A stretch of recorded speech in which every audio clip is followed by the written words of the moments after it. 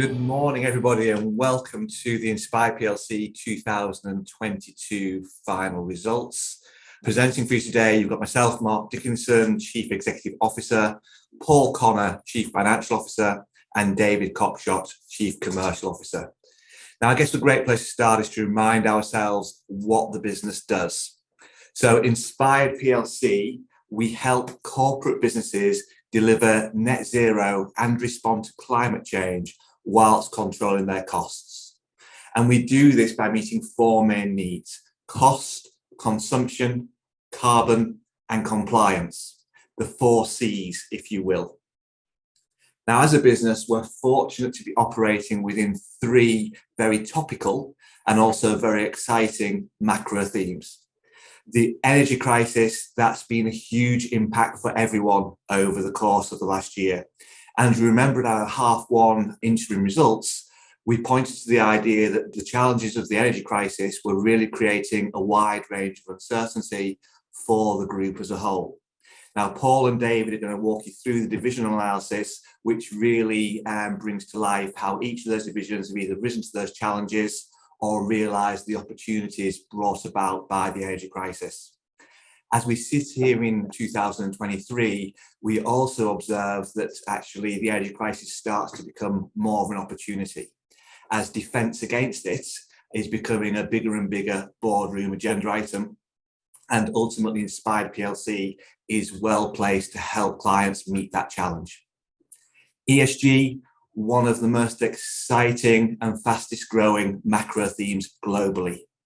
It's got a great compliance driver. It's becoming increasingly more important if businesses want to attract investments, and also revenue critical if businesses want to renew their customers and acquire new customers. Typically now you need to have a carbon action program, you need to have a social value statement, you need to have a net zero roadmap. Ultimately, as Paul and David take you through the divisionals, what they're going to really bring to life here is how proud we are of having gone from a bootstrap entry to 2.5 million revenues in less than 3 years. The final macro theme that we really speak to is net zero. Climate change is real and businesses have to play their part in dealing with that. And ultimately, the drivers of ESG and the energy crisis make it more and more important for businesses to reduce their carbon emissions and reduce their energy consumption. And as we go through the divisional analysis, what you'll see is how that really drives the potential for us to increase the client lifetime value of our portfolio, in some cases by a factor of 10. So how do we go about this? Over the last 5 years, we've spent a lot of time really diversifying our business to be able to offer a full suite of services that allow us to meet the needs of those four C's. And we've done that in a way whilst delivering that diversification, we've also been able to double EBITDA during that 5-year period. So in terms of meeting those drivers of cost, consumption, carbon and compliance, it starts with software. That software services division ultimately provides our competitive advantage. We're increasingly confident that we have the market leading platform, as evidenced by more than 60 TPIs actually utilising our platform to deliver their services. Our assurance division, which helps our clients manage utility costs, and our ESG division that helps clients manage their ESG disclosures, speak some really good macro themes. We've got a non-discretionary call to action. We've got recurring revenues. We solve complexity, and we really build C-suite relationships as we deliver their services. As we build those relationships, we earn the opportunity to help those businesses or our clients actually make a difference by reducing their carbon emissions and reducing their energy consumption. And as we do that, it gives us that basis for really increasing that client lifetime value, which is there to drive our growth over the coming 5 years. So what are our highlights for 2022? Great revenue growth of 31%, good EBITDA growth of 6%, and Paul and David, when they go through the financials, will walk you through how the reduction in EBITDA margins is a function of blend of services.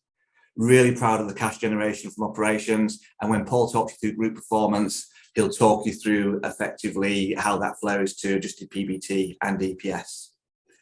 So I'm going to hand over to Dave and Paul to take you through the commercial and financial performance of each division, and then some of the key takeaways in terms of the group performance overall.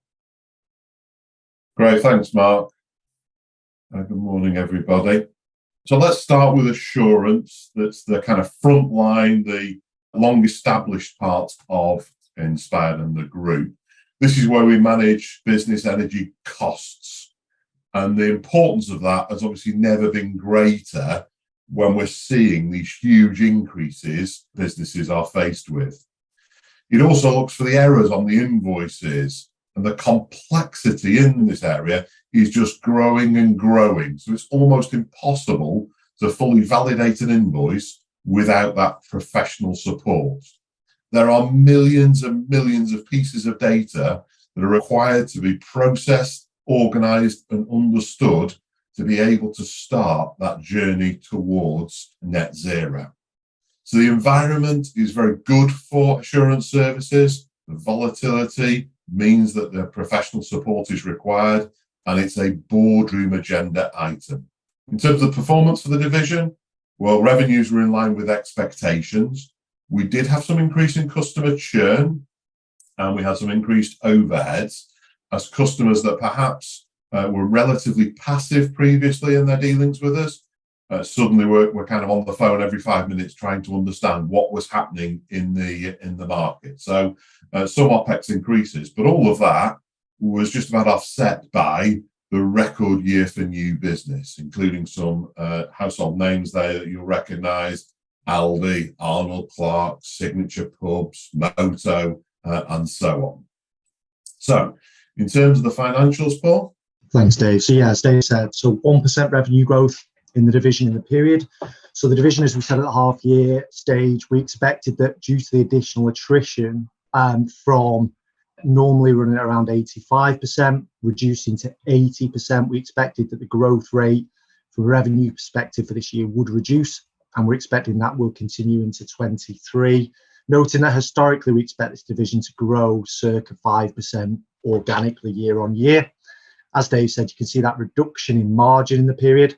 So a 5% reduction, reflecting that need to further invest cost in our operating expenditure to ensure that we sustain that market-leading service level to our customers. Well, let's move on to our ESG services, which is the other kind of entry point for businesses into the group, where we're supporting businesses with their disclosures. That used to be that kind of reluctance, I ought to do it, I should do it, but is now an absolute revenue critical item.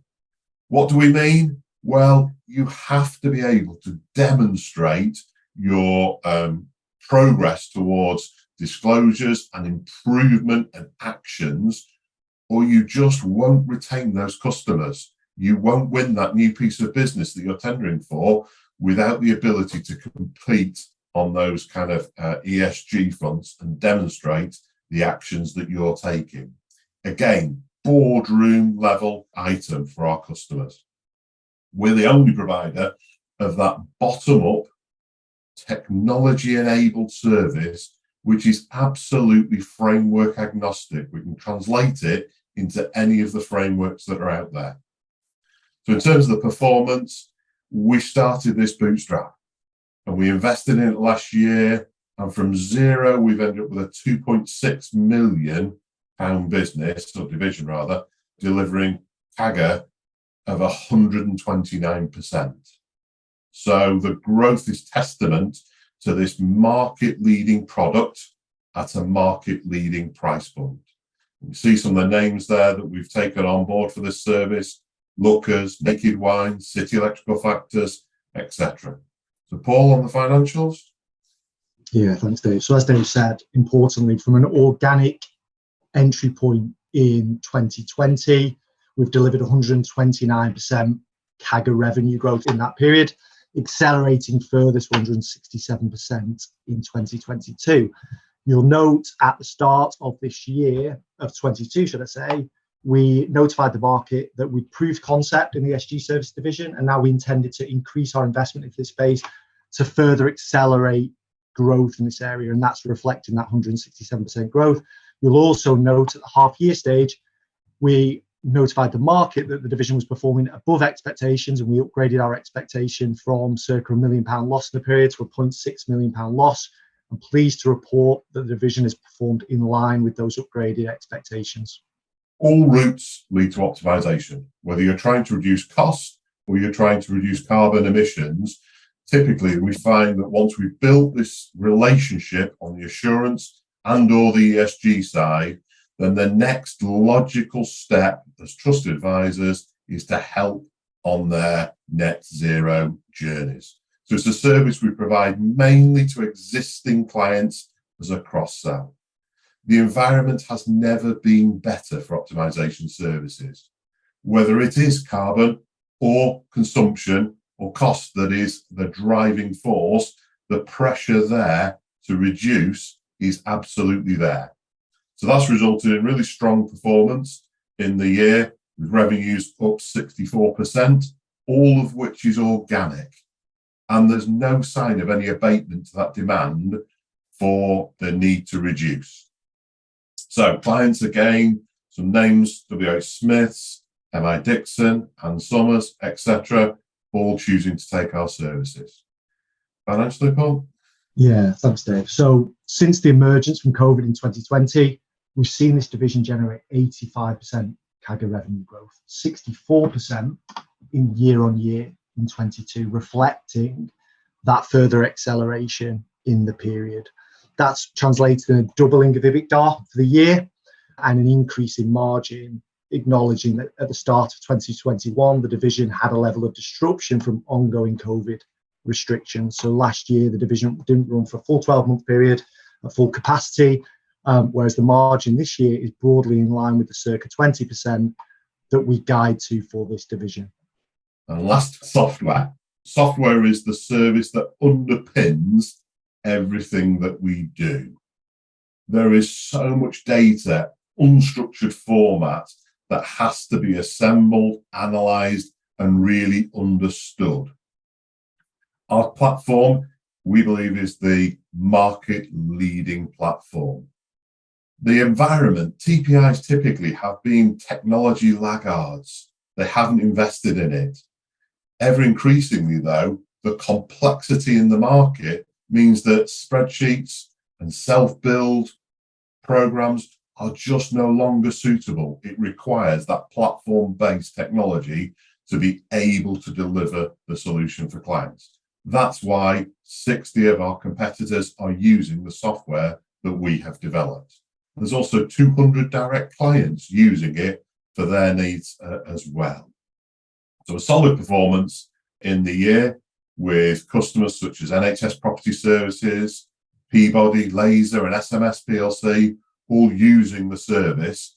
And we have many more modules coming ready for release within the next year that will just make this service even more valuable to Inspired and indeed the rest of the market. The financial report. Thank you, Dave. So CAGR revenue growth since 2020 in this division of 9%. You'll note a slight reduction in that in 2022, which we believe is a reflection of the conditions from a macro perspective. Adjusted EBITDA remaining broadly stable. EBITDA margin slightly down in the period, and that's a reflection of the acquired businesses in the period yet to be integrated. Okay, so if we now go on to the group performance, how the group's performed since 2019, noting we've only segmentally reported since 2020. So you'll see that the group's delivered CAGR revenue growth through that period of 27%. And you'll see in the pie charts to the right-hand side there that we've had that change in revenue mix. So the assurance business in 21, previously the largest revenue contributor to the group. 22, the optimization division is now the largest contributor to the group. And that reflects in the change in margin of the group. You see there, that's CAGR EBITDA growth of 8%, and then CAGR PBT growth of 3%, with the impact of the amortization costs from some of our capital expenditure into our tech platform flowing through into PBT, as well as an increase in interest costs during that period. And if you look at the right-hand side, what does that mean to EPS? So despite the fact that earnings during that period have increased, EPS is reduced by 9%. And that's a reflection of the significant equity raise the group completed in 2020 to strengthen the balance sheet and facilitate the strategically important acquisitions of Ignite and subsequently BusinessWise, which have enabled us to develop that confidence of being able to double EBITDA from an organic perspective over the next 5 years. If we then move on to look at the cash flow, so particularly pleasing performance in terms of cash generated from operations. So we generated cash conversion of north of 100% in the period. And that's following on from an abnormal period last year in our optimization division, which was emerging from COVID at the start of 2021 and accelerated in a reduced trading period as a result of the disruption of COVID in the first 4 or 5 months, which caused that distortion of the trade receivables movement. In terms of cash flows for investing activities, so significant outflows for the performance-related payments by way of contingent consideration for the acquisitions completed in that period. And we'll touch on in a minute why the business has structured transactions the way it has and the merits of doing so. A reduction, as signposted, in capital expenditure as we continue to develop the service and products of our tech-enabled service, and a tick up there in interest costs in the period as a result of the group running at higher level of net debt and also interest rate costs increasing throughout 2022.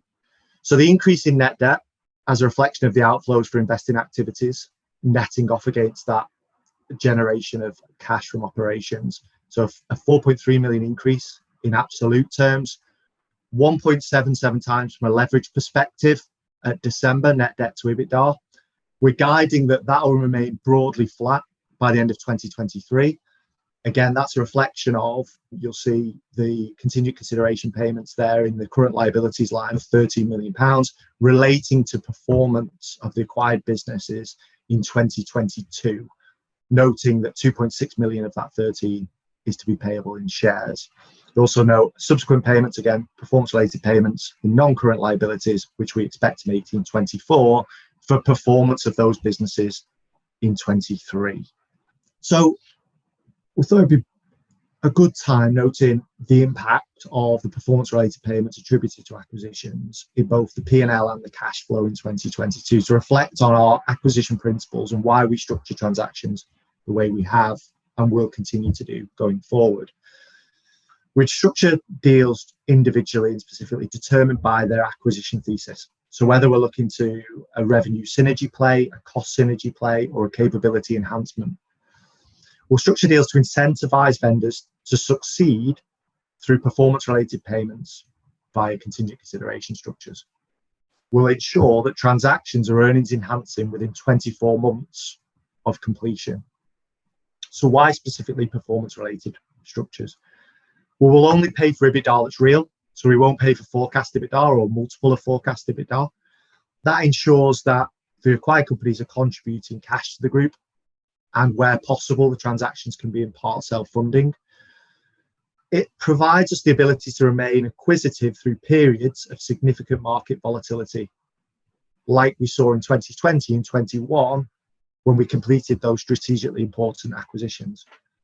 We're able to incentivize vendors to firstly transact, secondly deliver our acquisition thesis collaboratively, and also support a successful integration through that period.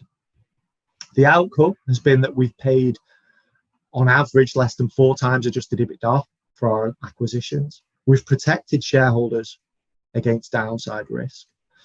And the intention will be to continue to structure transactions prudently to ensure that we maximize the outcome from those transactions. So I'll now hand back to Mark to take us through the ESG performance. Yeah, absolutely. Thanks, guys. I think one of the key things for us is, having seen the challenging circumstances of 2022, really delighted with how the group has performed.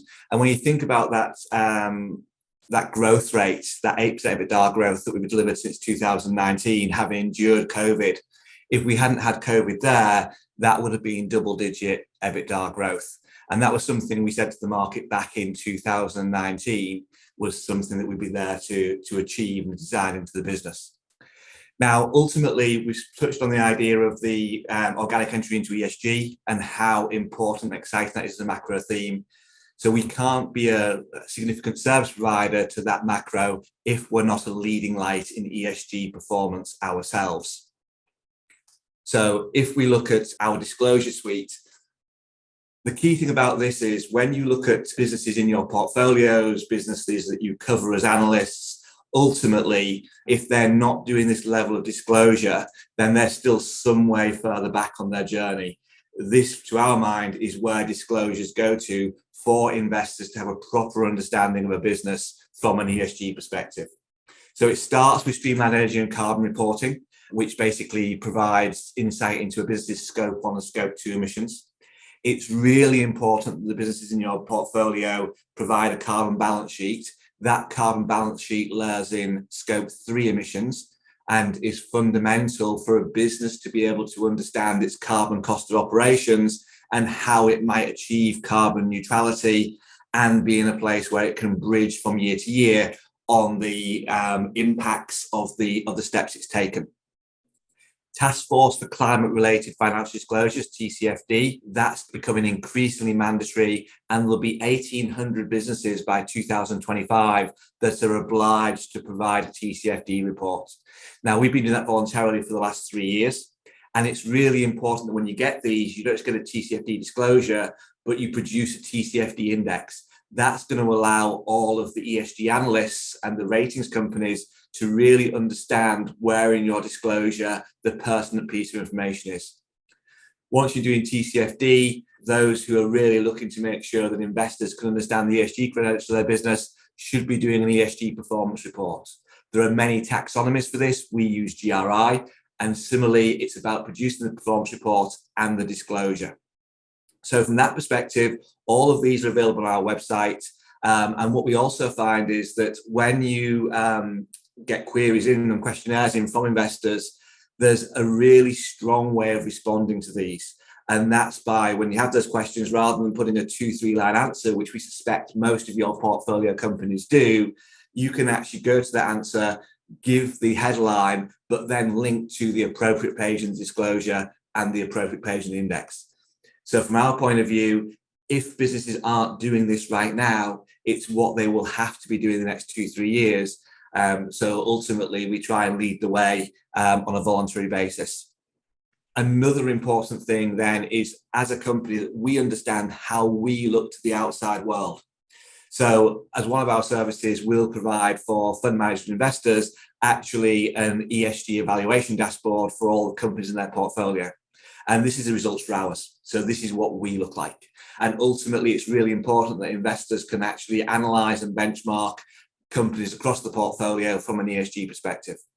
So what I'm not going to do is I'm not going to go through in detail how we performed each metric. It's all there in the public domain. It's all clearly signposted. And I would invite everybody to go and engage with that and evaluate us, and feel free to fire in questions as people interpret that data. So if we've ultimately got these strong thematics, we've had a good performance in 2022, and we've got the 4 divisions that really start to work well, from software to landing customers on assurance and ESG, to the potential of increasing lifetime value through optimization services. What Dave's going to do now for you is really bring that to life, both in terms of the operating model and some client case studies. Okay, thanks, Mark. So, reminder, our market. The drivers for our market: energy, it's really high prices, extreme volatility, complexity, and indeed something we've not touched on yet is those increasing credit requirements for customers.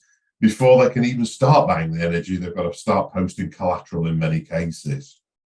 From an ESG perspective, we've demonstrated how it is absolutely business critical. It's not a I might do, I should do, I ought to do. It's absolutely critical from both an investor and a revenue perspective that you have this ESG understanding and a plan to improve, let alone the legal compliance. And it all goes to the very heart of business ethics. Okay, so what does that translate into? The 4 C's, the needs of the business to control cost, control consumption, comply and reduce carbon. We are uniquely positioned to be able to help on all four elements. If we look at our customer numbers, the assurance business, we have around 850 what we call large clients generating a gross margin of £20,000 per year. And if we take that over a 10-year cycle, the client lifetime value, the 10-year lifetime value, £200,000 per customer of those large clients. Smaller clients, around £5,000 per year. We have 1,600 of those, and they'll generate a lifetime value of around £50,000. There's also some very small clients generating around £2,000 a year with £20,000 lifetime value. If we flip to the ESG side, then we've got 44 clients of the large scale that are generating a gross margin of £40,000 per year and a lifetime value of £400,000, and 57 of what we'll describe as entry level, where they're just starting on that journey, gross margin of £7,500, £80,000 lifetime value. And then on the optimization side, it's harder to put that into an annual figure because they sometimes come in kind of bursts and lumps.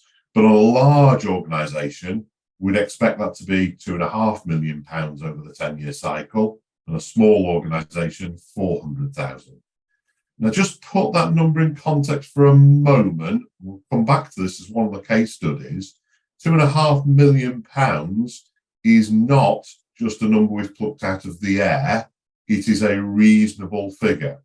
Actually, we'll give you an example of where that lifetime value from a client is £23.7 million and growing.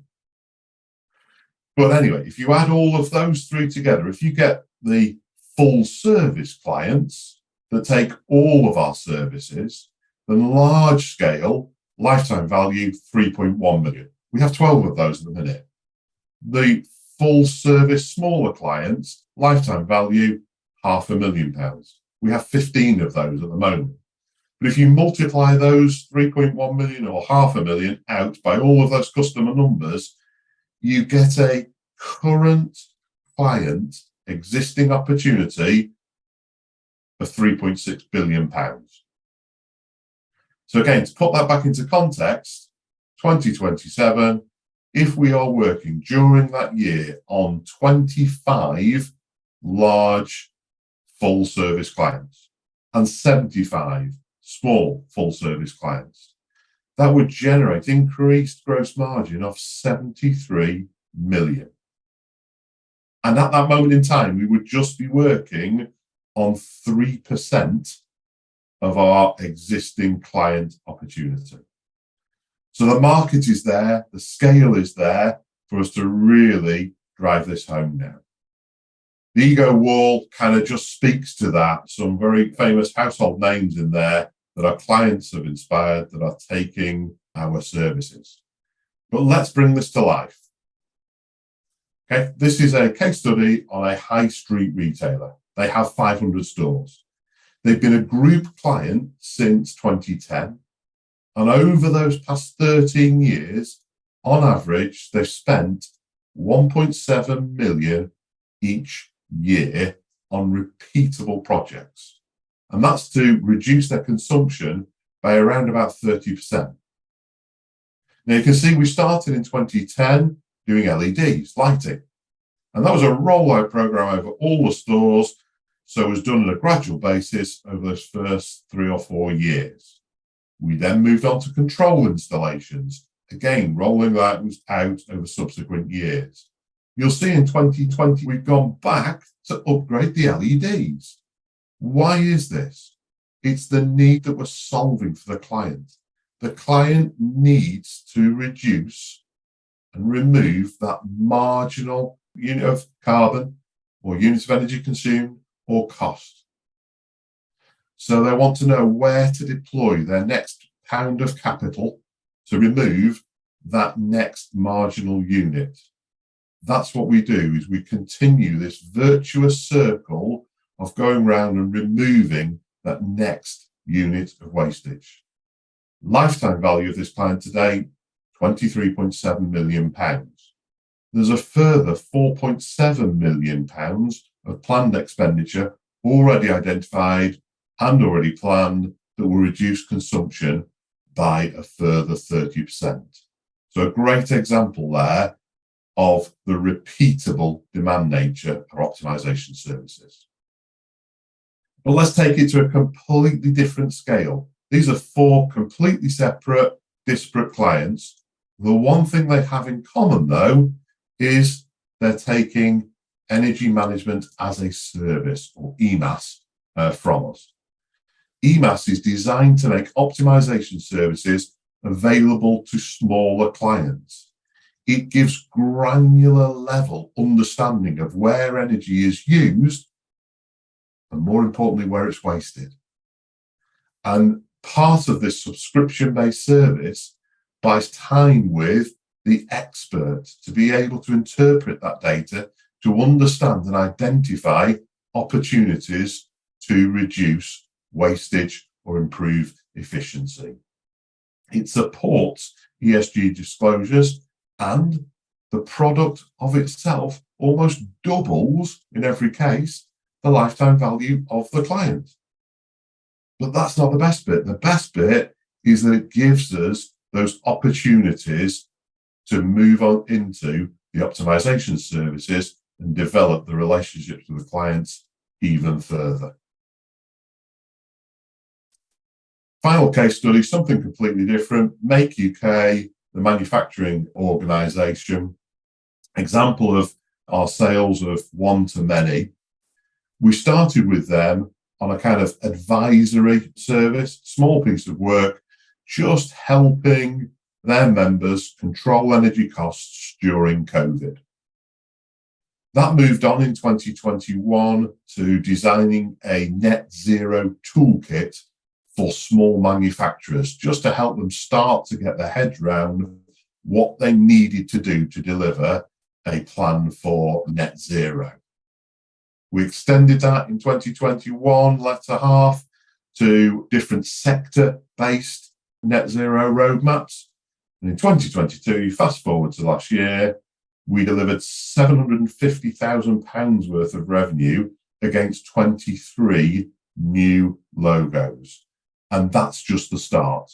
The opportunities with those customers are many and wide-ranging, all of which, though, has been built from this trusted advisor status, starting giving the advice, helping, and then moving on into the trusted advisor status. So 3 very different examples there of repeatable demand, of the need for understanding of energy on a granular basis for our smaller clients, and the relationship building that we've been able to establish. Mark, I'll hand back to you. Thank you, David. So I guess kind of ultimately, we've gone through the macro themes. We've seen how the business has transformed. If you went back 5 years ago, there was no software services, there was no optimization services, there was no ESG services. So we've done a significant amount of transformation, and we've doubled EBITDA over the last 5 years whilst we've done it, as well as battling COVID and an energy crisis. So what's that hold for 2023? So if we look at the current year, we've got a new normal created by the energy crisis, accelerating demand and really bringing things up the boardroom agenda. From our perspective, we've got focus on increasing lifetime value. David's taking you through the examples of where we can make a material difference as we start to work on that client base. And what's really interesting for me is I look at some of the analysis and people making CLV metrics, and it strikes me that sometimes that's very aspirational. People have got 2 years evidence and they're trying to show how good their business is because they extrapolate forward over a future time period. Our 23.7 million CLV from the example client is empirical evidence. It's factual history from realized long-term relationships. So how does that translate into this year? This year, if you look at the market expectations, we're expecting from a management point of view to deliver between 12 and 15% EBITDA growth and deliver 80% to 90% cash conversion. So really bringing into the 2023 year the momentum on cash conversion that we had in 2022. What I also want to take you through is our growth aspirations. So we've got that track record of doubling EBITDA, and we're going to do it again. So, but this time, if the first bit was done transformationally, increasing capability with a lot of acquisitions, we've currently got all the pieces on the board now to double EBITDA organically. There'll still be an M&A thesis to layer over the top, but ultimately we don't need that to deliver, in our opinion, that FY27 aspiration. We're going to do it by focusing on lifetime value. And if you extrapolate out the numbers, we have to be active on site in the premises, reducing carbon emissions, reducing energy consumption in 2027 with around about 3% of our portfolio. What drives that ability to increase CLV? Recurring revenues on the assurance and ESG businesses, repeatable demand optimization services, and really play into the strong macro themes of ESG and net zero carbon.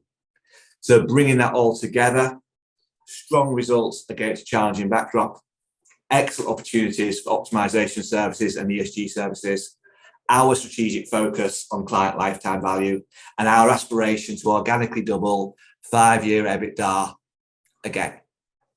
Thank you very much.